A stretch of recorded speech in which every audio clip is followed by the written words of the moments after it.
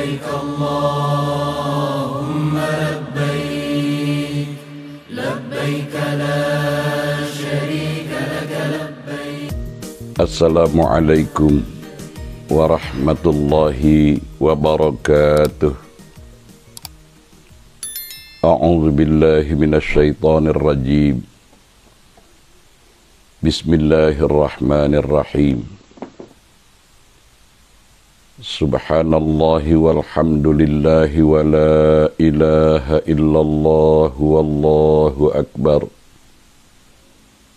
Wa la hawla wa la quwwata illa billahil aliyyil azim. Allahumma salli ala sayyidina Muhammad wa ala ali sayyidina Muhammad. Kama sallaita ala sayyidina Ibrahim wa ala ali sayyidina Ibrahim. Wa barik ala sayyidina Muhammad wa ala ali sayyidina Muhammad. Kama barakta ala sayyidina Ibrahim wa ala ali sayyidina Ibrahim fil alamin innaka hamidum majid. Allahumma ighfir lana zunubana wa liwalidina warhamhum kama rabbawna sighara wa li jami'il mu'minina wal mu'minat wal muslimina wal muslimat al ahya'i minhum wal amwat birahmatika ya arhamar rahimin. Rabbi shrah li sadri wa yassir li amri wahlul 'uqdatam min lisani yafqahu qawli. Subhanaka la ilma lana illa ma 'allamtana innaka antal alimul hakim. Amma ba'd. Saudara-saudari, sahabat-sahabatku yang dirahmati Allah, doa tulus ikhlas dari kami, semoga saudara-saudari, sahabat-sahabatku bersama keluarga tercinta dan kita semua di mana saja berada, semoga dalam keadaan sehat walafiat,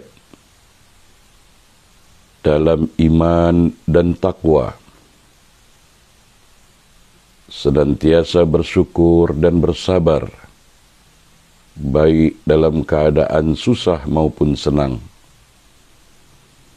selalu dalam lindungan dan pertolongan, serta dalam ampunan, ridha dan curahan kasih sayang dari Allah Subhanahu wa ta'ala. Amin. Allahumma amin. Dalam perjumpaan tazkirah kita kali ini, saya mengingatkan dan menasihati diri saya dan juga saudara-saudari, sahabat-sahabatku yang saya hormati dan yang saya kasihi, berkenaan dengan betapa tinggi dan terhormatnya kedudukan rasa malu. Rasa malu seorang hamba akan memiliki dampak yang sangat besar, baik di dalam kehidupan dunia ini, lebih-lebih lagi dalam kehidupan di akhirat kelak. Rasa malu bukan saja terhadap sesama manusia, Tetapi rasa malu yang paling tinggi kedudukannya, paling mulia keadaannya, paling utama untuk kita perhatikan adalah rasa malu kita kepada Allah Subhanahu wa Ta'ala. Rasa malu kepada Sang Pencipta alam semesta. Rasa malu kepada Zat yang Maha melihat kita, walau dimanapun kita berada. Tidak ada yang tersembunyi dari Allah Subhanahu wa Ta'ala. Segala apa yang kita lakukan, alam ya'lam bi anna Allah yara, bahwa sesungguhnya Allah melihat segala perbuatan kita. Demikian yang tercantum dalam surah Al-Alaq ayat 14. Wallahu bima ta'maluna basir. Dan Allah Maha melihat terhadap apa yang kalian kerjakan.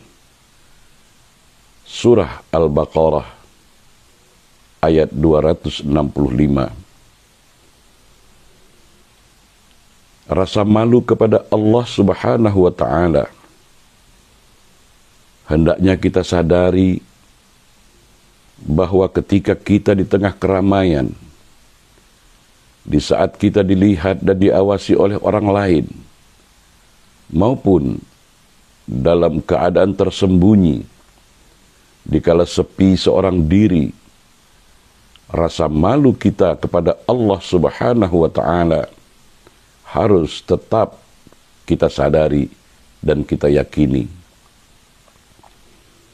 Rasa malu kepada Allah Subhanahu wa Ta'ala merupakan akhlak yang mulia yang dapat kita peroleh dengan 3 cara. Pertama, menyadari bahwa betapa banyak nikmat dan kurnia Allah Subhanahu wa Ta'ala yang dianugerahkan kepada kita. Wa in ta'uddu ni'matallahi la tuhsuha. Kedua, menyadari betapa banyak kekurangan kita dalam memenuhi hak-hak Allah Subhanahu wa Ta'ala.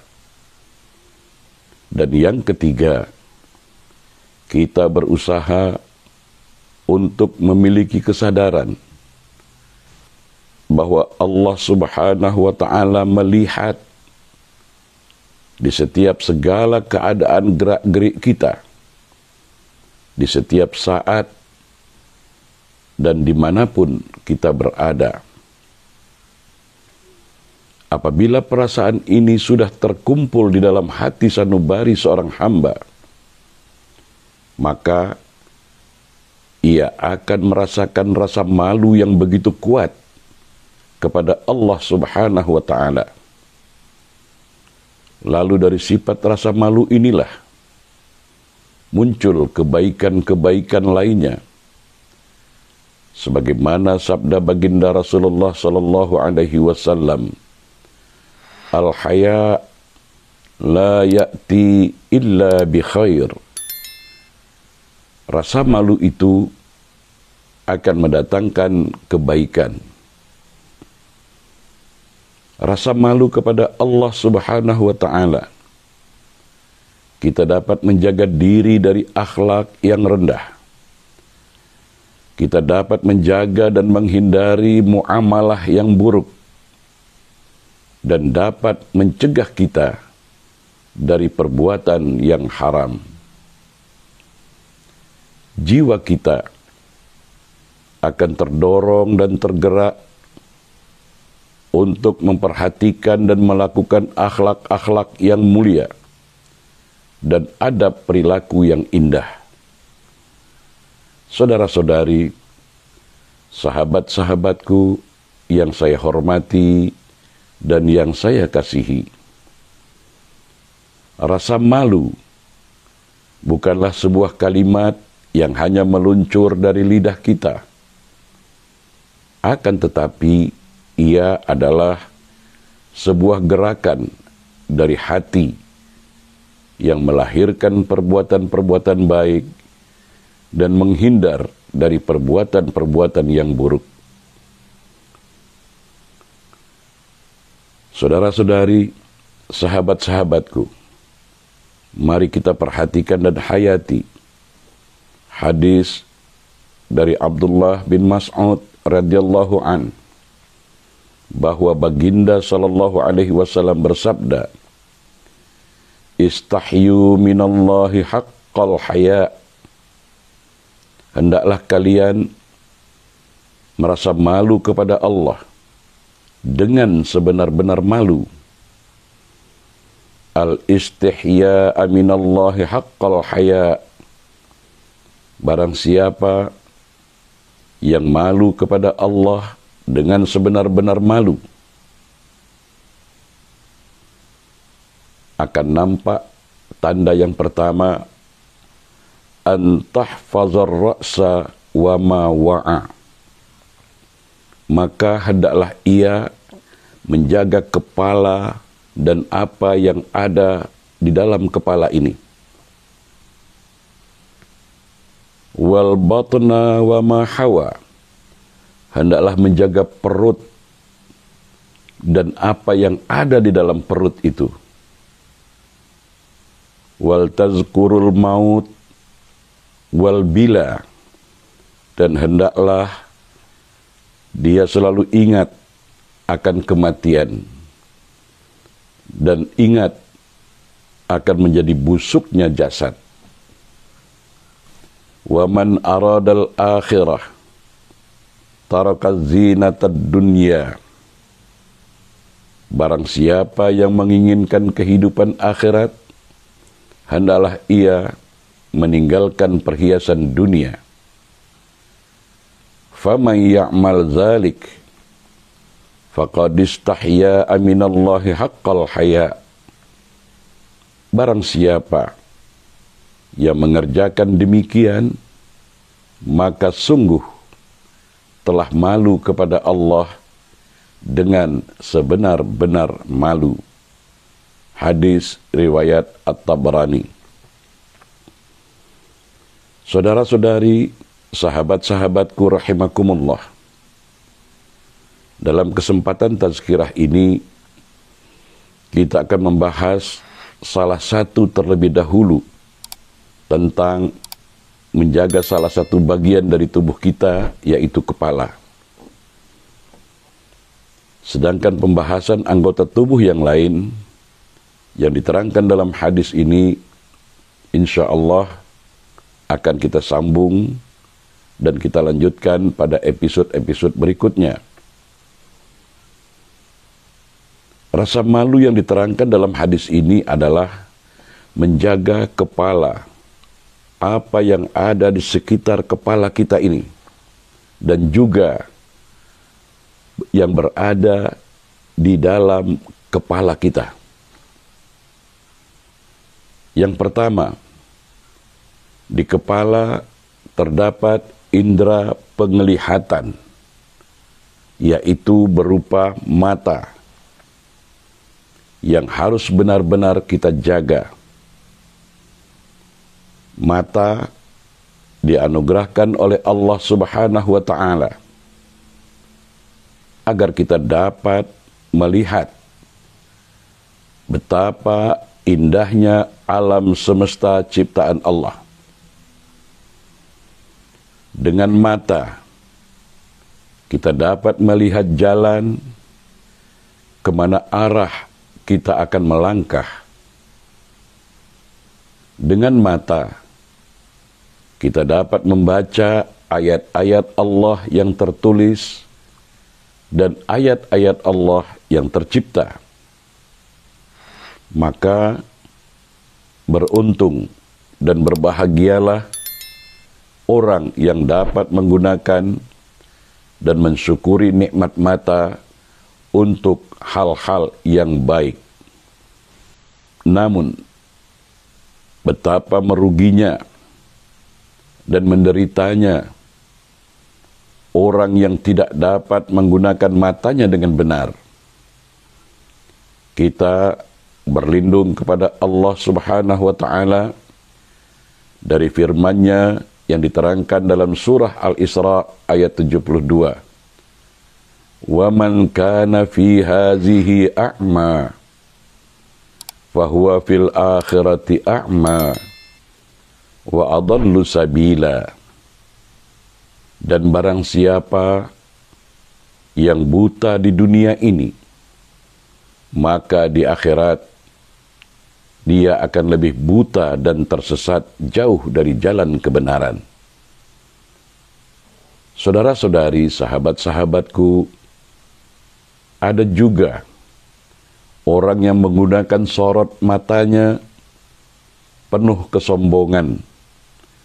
Sorot matanya penuh kebencian dan kemarahan. Sorot matanya memandang remeh dan rendah orang lain. Sorot matanya memandang dengan pandangan yang salah dan mengelirukan. Bahkan juga ada manusia yang meniru Dajjal. Matanya ada dua, tapi hanya digunakan satu. Hanya digunakan satu mata. Manusia bermata satu, selalu memandang hanya dengan sebelah mata. Apa jua kebaikan dan prestasi orang lain, apa saja jasa dan kebaikan orang lain, hanya dipandang dengan sebelah mata. Itulah Dajjal, itulah perangai Dajjal yang selalu memandang dengan sebelah mata. Yang kedua, di kepala ada dua daun telinga sebagai indera pendengar. Bagaimana caranya kita menjaga telinga yang ada di kepala kita ini? Kita harus berhati-hati, cerdas, dan bijak manakala kita menerima berita, maklumat, informasi yang datang masuk ke dalam telinga kita. Jangan terburu-buru dalam mengambil suatu keputusan. Terlebih lagi kalau ada berita, maklumat, informasi yang sangat sensitif dan mengandung risiko yang dapat merugikan orang atau pihak lain. Berita, maklumat, informasi yang berisi adu domba, fitnah keji yang dapat memecah belah dan memporak-porandakan kedamaian dan keharmonian masyarakat, keluarga, sahabat, saudara mara, dan persatuan umat. Orang yang mampu menjaga telinganya akan selalu usul periksa terlebih dahulu. Cek and recheck, tabayyun, agar terhindar dari mengambil keputusan yang zalim dan merugikan orang atau kelompok lain, sehingga berakibat yang sangat fatal. Kita akan menanggung dosa dan penyesalan. Yang ketiga, di sekitar kepala ada indera penciuman, yakni hidung. Mari kita jaga hidung indera penciuman ini dengan menjaga alam sekitar, menghindari polusi dan pencemaran udara, agar kita dapat menghirup dan menghembus dan bernapas dengan sehat. Dan yang lebih penting lagi, jangan kita gunakan hidung kita untuk mengendus-endus dengan niat jahat, untuk mencari-cari kelemahan dan kekurangan orang atau kelompok lain. Yang keempat, di kepala ada indera yang sungguh sangat berat. Sungguh sangat berat untuk kita pelihara dan kita jaga.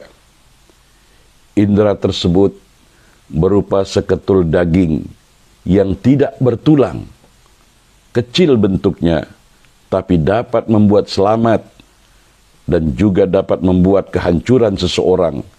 Itulah yang disebut dengan lidah. Lidah. Lidah. Nabi SAW menunjukkan sampai 3 kali menerangkan indera ini, lidah, lidah, lidah. Mari saudara-saudari, sahabat-sahabatku yang arif, bijak, bistari, dengan hati nurani yang bersih dan jujur, sudah berapa banyak lidah kita melontarkan kata-kata berupa ucapan. Ada kata-kata dan ucapan yang mengandung ikrar, sumpah dan janji kita kepada Allah Subhanahu wa Ta'ala.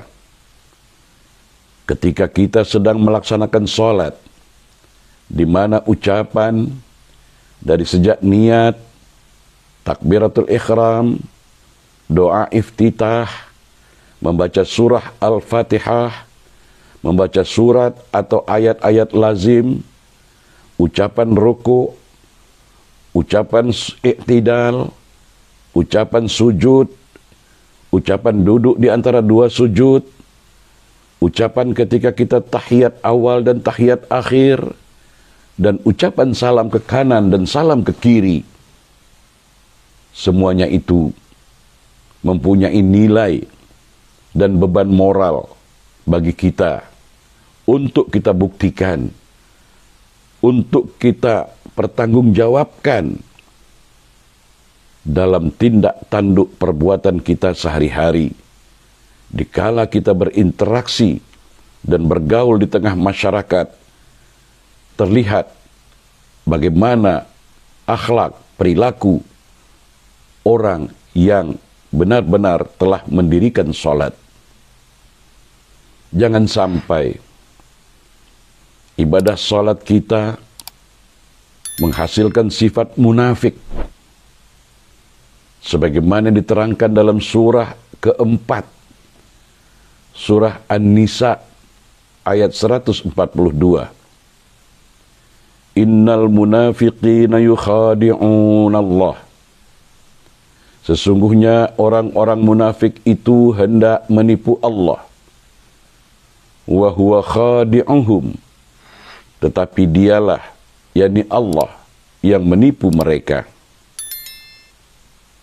Siapakah gerangan orang munafik yang diterangkan dalam ayat ini? Jawabannya, mari kita dengan lapang dada kita lanjutkan ayat ini. Orang munafik itu adalah wa iza qamu ilas shalah, apabila mereka berdiri untuk sholat,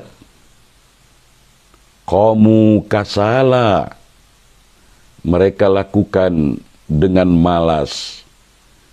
Yura'unan nas, mereka bermaksud riya, ingin dipuji di hadapan manusia.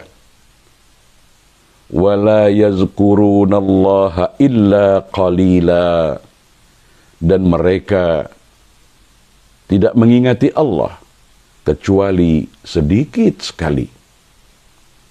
Saudara-saudari, sahabat-sahabatku yang arif, bijak, bistari, mari kita terima hakikat dengan bersyukur dan berlapang dada karena kita mendapat peringatan dari Allah Subhanahu wa Ta'ala melalui surah An-Nisa ayat 142 ini, bahwa orang munafik dan yang menipu Allah, padahal mereka menipu diri mereka sendiri, itu adalah orang yang mendirikan sholat, tapi dalam pelaksanaan sholatnya, dalam pembuktian akhlak hasil dari sholatnya, ternyata berbuah yang pertama, kasala, malas, terpaksa, asa boleh,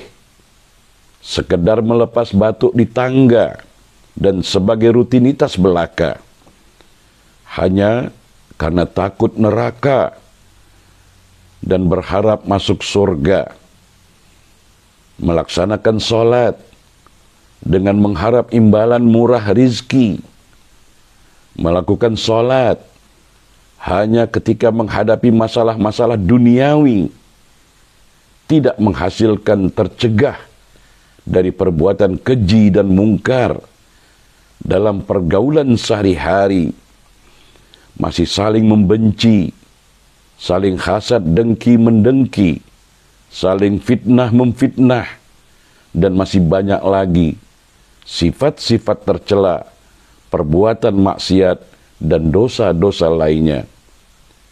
Sebagaimana kita telah memahami bahwa perbuatan dosa, keji dan mungkar kepada Allah Subhanahu wa taala, apabila kita bertaubat dengan taubatan nasuha, sesungguhnya Allah bersifat Maha Pengampun, Maha Penyayang. Tetapi sangat berbeda kalau perbuatan dosa, keji dan mungkar berkaitan terhadap sesama manusia yang sungguh-sungguh sangat berat dan susah untuk kita pertanggungjawabkan di yaumil hisab kelak, di hari perhitungan kelak, kalau kita tidak mendapat maaf dan ridha dari orang yang kita zalimi tersebut. Astaghfirullahaladzim. Ibadah salat yang dilakukan berpuluh-puluh tahun belum membawa pengaruh dan kesan, apapun di dalam jiwa, dan tidak menjadi lebih baik perilaku akhlaknya. Yang kedua, melakukan sholat bermaksud riya, ingin dipuji di hadapan manusia. Melaksanakan sholat karena terpaksa, karena merasa malu terhadap orang lain, ingin dianggap sebagai orang soleh, orang alim, orang ahli ibadah, orang wara, dan lain sebagainya. Salah satu contoh lafaz-lafaz yang diucapkan dalam doa iftitah, inna salati, sesungguhnya salatku, wa nusuki, sesungguhnya ibadahku, aktivitiku, wa mahyaya, hidupku, wa mamati, matiku, lillahi rabbil alamin, hanya semata-mata untuk Allah, Tuhan semesta alam. Tapi apa yang menjadi kenyataan? Ucapan-ucapan ini seakan-akan tidak ada beban dalam diri kita, seakan-akan kita tidak akan bertanggung jawab dengan sumpah dan janji kita ini. Semuanya tinggal ucapan kosong, cakap, tak serupa bikin. Yang ketiga, lebih fatal dan lebih mengerikan lagi, wala yazkurunallaha illa qalila. Di dalam melaksanakan sholat tidak mengingat Allah kecuali sedikit sekali. Ketika di dalam melaksanakan sholat yang diingat lebih banyak tentang masalah-masalah dunia, masalah pekerjaan, masalah ekonomi, dan 1001 masalah dunia lainnya, sedangkan mengingati Allah terlalu sedikit. Saudara-saudari, sahabat-sahabatku yang saya hormati dan yang saya kasihi, selain daripada ucapan lidah kita kepada Allah yang merupakan janji, sumpah, dan ikrar kita yang kita baca di dalam salat, ada juga kata-kata dan ucapan lidah kita yang pernah kita lontarkan, kita sampaikan, apakah itu kepada istri atau suami, kepada sesama, kepada saudara mara, sahabat handai, yang membuat mereka senang dan bahagia mendengarnya. Tapi juga ada yang membuat mereka sedih, kecewa, malu, jatuh marwahnya, jatuh harga dirinya, menderita sekian lama akibat lontaran ucapan lidah kita yang kita sendiri mungkin sudah lupa dan tidak ingat lagi. Namun, orang yang menerima lontaran kata-kata dan ucapan kita itu masih terasa segar dalam ingatannya, masih menanggung derita dan rasa sakit akibat dari lontaran ucapan-ucapan lidah kita. Lebih-lebih lagi saudara-saudariku, sahabat-sahabatku, di zaman modern sekarang ini, di mana kemajuan teknologi, lontaran ucapan-ucapan kita semakin canggih, semakin hebat, dan cepat tersebar luas, berupa tulisan-tulisan di media sosial, SMS, di status WhatsApp, email, Facebook, Twitter, Instagram, dan lain-lainnya. Mari kita adakan ihtisab.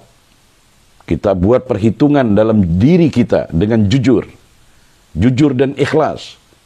Banyak yang baik, banyak yang bermanfaat, berbuah pahala, atau sebaliknya, banyak yang jahat, buruk, dan merugikan orang lain yang mengandung dosa dan maksiat.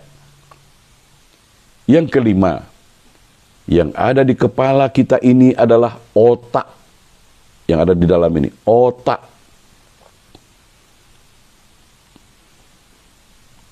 Ada otak, tapi manusia diberi juga otak.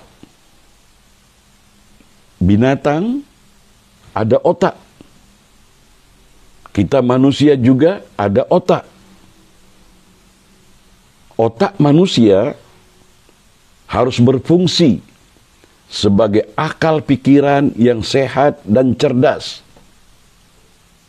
Maka berbahagia dan beruntunglah orang yang selalu mau menerima peringatan Allah dalam Al-Quran. Misalnya ada ayat, afala ta'qilun, mengapa kamu tidak menggunakan akalmu? Afala yatafakkarun, mengapa kamu tidak berpikir? Menjaga akal, menjaga isi kepala ini adalah mengisi dan mengasah otak dalam berpikir bersih, jujur dan cerdas, yang bersandarkan pada keimanan dan keikhlasan, sehingga kepala kita secara keseluruhannya berfungsi baik dan memiliki mahkota. Lihatlah, orang yang kepalanya memiliki mahkota, apapun yang dia kerjakan, apapun yang dia pikirkan, menghasilkan prestasi dan karya berupa amal soleh, kebaikan, dan manfaat, baik untuk dirinya, juga untuk orang lain. Prestasi dan karya yang berupa amal soleh tadi bukan saja dirasakan untuk dirinya saja, tetapi akan dinikmati dan dirasakan oleh alam sekitarnya, manusia-manusia lainnya, bahkan makhluk-makhluk ciptaan Allah yang lain merasakan manfaat hasil daya pikirnya. Sebagaimana yang diharapkan oleh baginda Rasulullah sallallahu alaihi wasallam dalam sabdanya, khairun nas anfa'ahum linnas. Sebaik-baik manusia adalah yang banyak menebar manfaat kepada sesama manusia. Begitu pula sebaliknya, bagi orang-orang yang gagal dalam menjaga kepala dan isinya, di dunia dan di akhirat akan mengalami kehancuran, kegagalan, dan kerugian, serta akan menanggung dosa yang sangat dahsyat. Saudara-saudari, sahabat-sahabatku, rahimakumullah, untuk mengakhiri bagian yang pertama dari tazkirah tentang menjaga kepala dan menjaga yang ada di dalam kepala ini, mari kita renungkan dan sadari bahwa nilai manusia, perhatikan, bahwa nilai manusia adalah apabila ia dapat memanusiakan kepalanya sebagai manusia. Sebab bila gagal, maka bagian dari leher ke bawah, maaf beribu maaf, sama dengan anggota tubuh makhluk yang lain. Yang membedakannya adalah kepala manusia berisi indera, berisi akal, sedang makhluk yang lain mempunyai juga kepala, mempunyai juga otak, tetapi kepala dan otaknya tidak diberi keistimewaan seperti halnya otak, kepala, otak, akalnya kita manusia. Ini patut kita jaga, patut kita syukuri. Jangan sampai nikmat Allah yang termahal ini kita rusak, kita tidak mampu menjaganya. Saudara-saudari, sahabat-sahabatku yang saya hormati dan yang saya kasihi, semoga tazkirah yang sederhana ini akan bermanfaat dan berkah, terutama bagi Anda semua, juga terutama khusus bagi diri saya sendiri yang masih banyak kesalahan dan kekurangan dalam memanage, menjaga dan merawat kepala serta isi yang ada di dalam kepala. Terima kasih di atas segala perhatian dan sokongan serta doa Anda, dan mohon maaf kalau ada kesalahan dan kekurangan. Aqulu qawli hadza fastaghfirullahal azim li wa lakum, wabillahi taufiq wal hidayah. Wassalamualaikum warahmatullahi wabarakatuh.